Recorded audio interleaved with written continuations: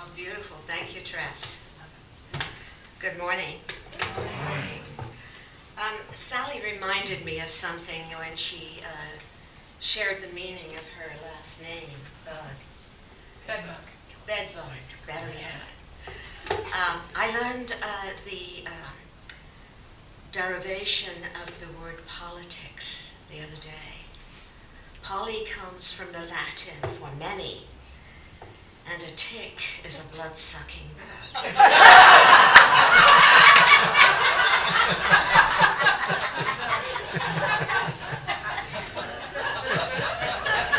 That's good. Just in case you've developed a sudden concern for who I am and what I'm going to say, I wanted to share with you this morning what I believe. This will assist you in understanding where I come from in life, my teaching, what I believe and what I feel at this moment my purpose is. And sometimes that changes, but I carry this. I believe we are first and foremost spiritual beings involved in a human experience. I believe there is a way for us to permit our spirituality to lift our humanity beyond all seeming limitation into a world of creativity and personal fulfillment. I believe this way is made available to us through the correct use of our individual minds, which minds are some part of the divine universal mind of God. Correct use means seeking always to know and live by the truth. And my purpose is to share that truth, as much of it as I understand, with anyone who wishes to hear it. And that's who I am. That's why I am here this morning. So, I should have said, well, bless my soul. For those of you who may not have been here, I gave a talk called that, Oh, Bless My Soul.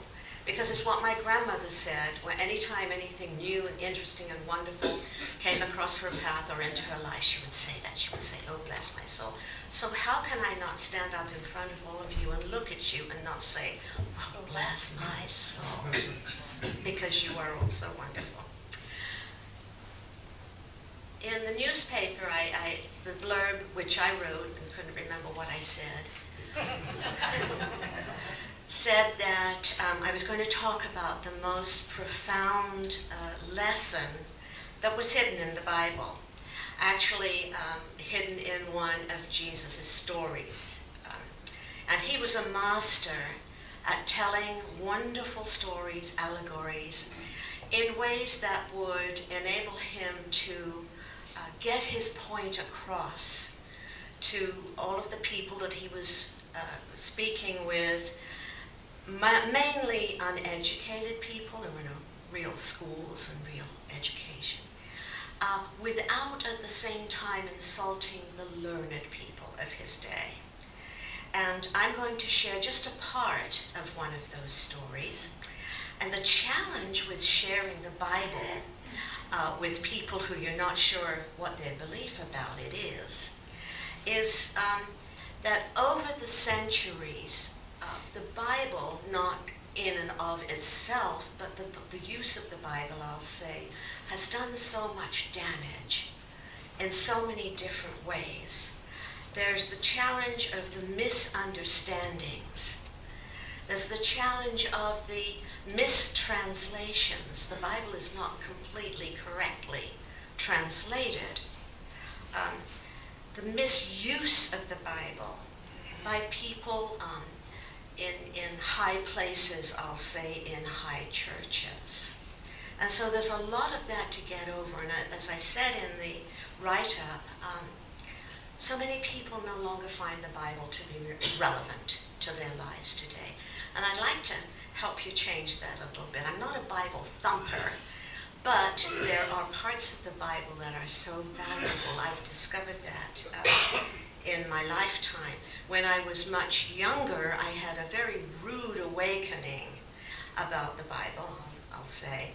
I was a young Sunday school teacher. The church was my sanctuary and my place to go and be safe.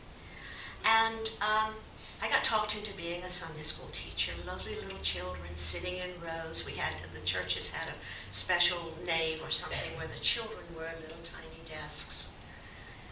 And the lessons were created for us, and they were simple and okay.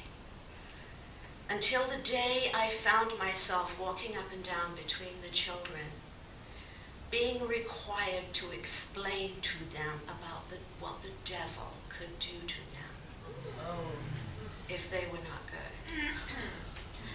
And I have to tell you, this is not easy to describe, but I will say to you, was almost as though a great knife came down in front of me, and I couldn't say the words, and I couldn't even speak. And I had to send one of the little children to get one of the adults, and I had to leave. And I was never, ever able to go back. And I was bereft, because that church was a large part of my safe life. And I had lost that protection and many other things. Anyway, let's move on.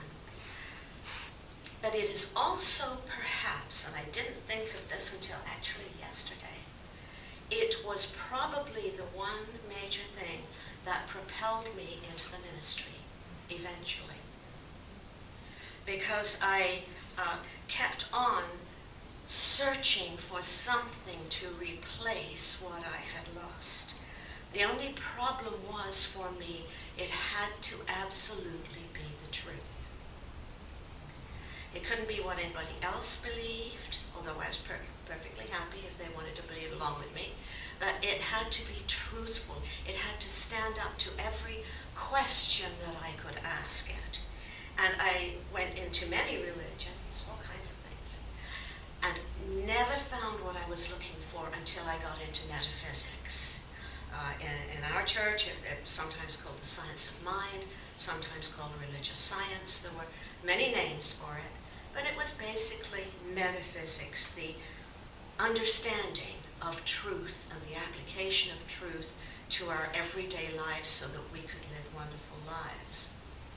And I became so enamored of this that I had to tell anybody that wanted to listen to me. And finally, it came to my mind that I really wanted to become a minister and teach this. And that was wonderful until I came to the part where I had to learn the Bible. And of course the first thought was, oh no.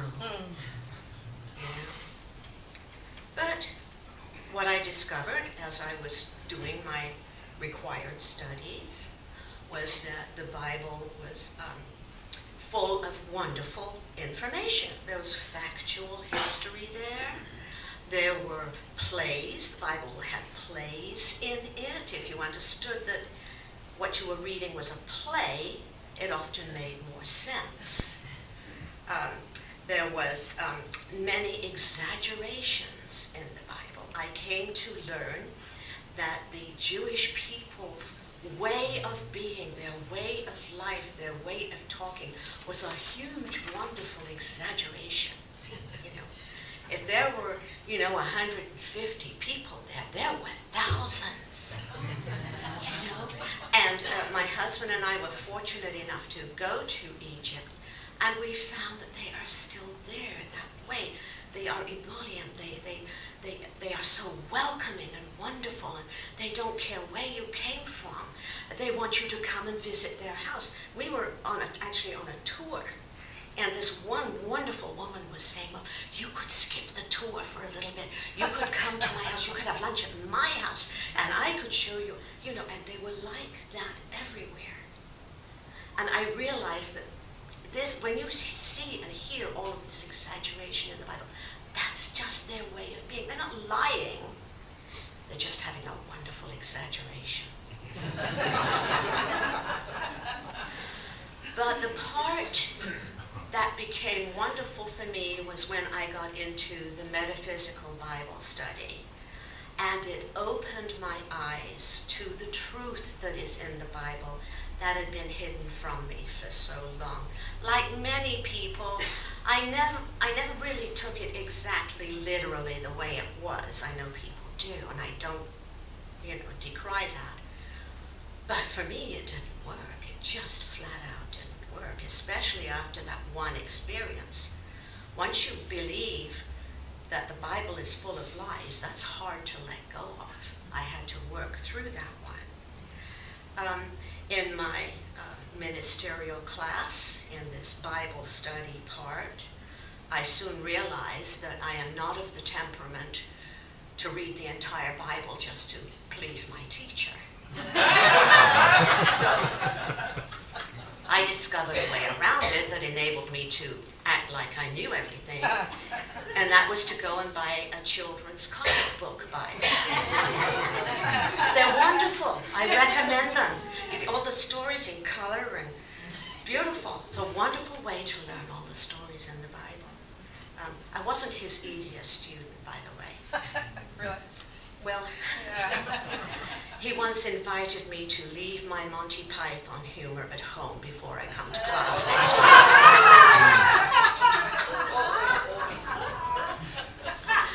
Much later, as I was going through all of my other ministerial training and so on, and I'm beginning to have to create sermons and talks and things like that, I found the Lamsa Bible, which I did. Oh, people are nodding. Good, I'm glad you know of it. Lamsa was an Assyrian. He lived where Jesus had lived. He spoke Aramaic, which was Jesus' language. And he began the process as a very young man of retranslating the Bible. And I'm not remembering how many mistakes he found. He claimed that it was probably one of the greatest books ever translated, as it was, although, and I can't remember if it was over 2,000 or over 20,000 translation mistakes in the Bible. Not all of them terribly important. One or two were very important and caused the Catholic Church to come down on him full bore, which made it difficult in the beginning for him to get his Bible published. However, moving on. Another book I found was the Bible of Bibles, which is a very difficult book to study, but it has the ability to compare all of the major teachings of all the other major religions so that you can see where all of our principles are identical. Gives us the wonderful ability to make space for what other people believe because it's so similar to what we believe in many instances. So I regained my respect for the Bible then. But let me come back to the one little piece of one of Jesus's talks that I want to share with you. And if you're interested in finding it, it's in Luke chapter 15, the entire story. Not very long, except that it has a whole bunch of wonderful lessons in that one chapter. And I can't go into all of them, so I just picked the one that for me was the most, I'll say, momentous. I'll say the one that gave me back or opened the door for me to the place in me that had been closed with that Sunday school experience. This healed it, cleaned everything up for me. So the story, the whole story, most of you have heard of it or know it, is the story of the Prodigal Son. Used to great effect with people who wanted to get it into their children's head that they should not go and waste their money on wine, women, and song, and all of this. Briefly, the story says that there were two sons. One of them went to his father and said, give me my share of the inheritance, I want it now. Father gave it to him. Off he toddled. And literally wasted it. drank, had women, did everything you're not supposed to do until the money ran out. And then the country that he had gone to became a bankrupt place, and he had no money, no food, no shelter. And he managed to find a job with a man who kept pigs. Now, Jewish people are not overly fond of taking care of pigs. And he was forced, if he wanted to eat at all, to take care of the pigs and share in their food. This will give you some idea of how far down he had fallen. And then he thought about it, and the Bible says what Jesus said, and he came to himself. In other words, he woke up and realized, that this was dumb. And he said to himself things like, in my Father's house, even the servants have best food, better food than this, and yada, yada, yada. And I will go home, and I will tell my Father, and I will beg him, and I will say, I have sinned, I've greatly sinned. Please, let me come back. I will work for you. Let me become one of your servants. On and on. Here's where things hit me. And the story goes on and says, but the father turned to his servants and he said, bring the fatted calf, bring the best robe, bring the best shoes. And I stopped, went back, read it again. Father, give me, I've done this, I've done this. Bring the best stuff. There was a space. There was a nothing. Have you ever heard of the thunder of silence? That's what it was for me. The Father never forgave him.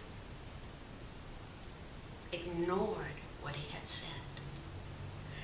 And of course, what I came to understand as I looked at that is that God cannot forgive.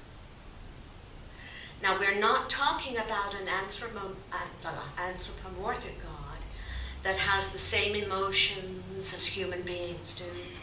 Anger, revenge, punishment, all of those things. Those are not in the belief system of most people who have grown out of the, gray-haired man that lives in the clouds and writing our names down in a book.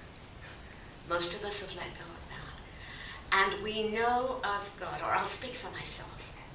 I know of God for myself as what I call the divine mind.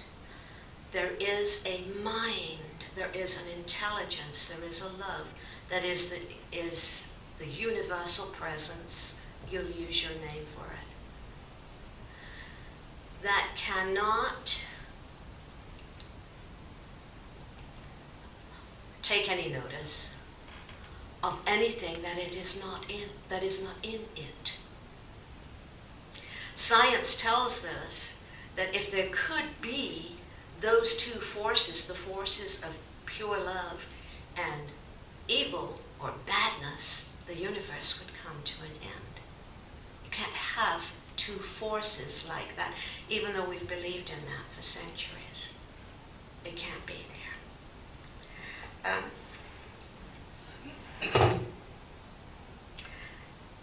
The divine mind of God, I've written this down for myself, can know no wrong. It cannot forgive what is not in its makeup. We gave the idea of God our human frailties. The Bible says we are made in the image and likeness of God. What that means is we're made in the nature of God. We have God's nature. But what we've tried to do is give God our nature, punishing, revenge. I am a jealous God, all of that stuff. And that has nothing to do with a mind that is purely intelligence, love. It's a divine, intelligent power called love. That's how I wrote it out for myself. It is a divine, intelligent power that we call love. It is omnipotent, all-powerful, omniscient, all-knowing, and omnipresent, present everywhere in its totality. Oh, excuse me. That means it's in you and me. Pure, divine, intelligent love. It is what we are created out of. When the story of creation, and it's a wonderful story, was written down in the Bible, I don't think any of us really believe it happened that way. But there was nowhere else, no thing else, for that divine mind to create us or anything else, except out of itself. You and I are here because that intelligence desired to be expressed in a form that could see, hear, look at itself, like itself, love itself, have experiences. We are that. You are here because the divine wanted to be you. And no one but you can let go of any of your so-called sins, mistakes, guilts, failures, whatever it is you want to be forgiven for, or whoever it is you want to forgive, your guilt, any of those things. None of those things are contained within the mind of God. So if we want to heal those things, we must remake our minds, if you like, as the mind of God is. We've got to take the guilt away. We've got to take away the need to forgive ourselves or others. There's a way for us to do that, and because we are human beings, the easiest way for us to do that is to use the human portion of our mind. We're using the mind of God. It's the only mind there is, so we get to use it. So we take what of that mind we are using and use it to recreate whatever it was that set us off on this search for forgiveness and guilt. What we need to do is review the situation. Review the situation. Just look at it. No judgment, just look at it.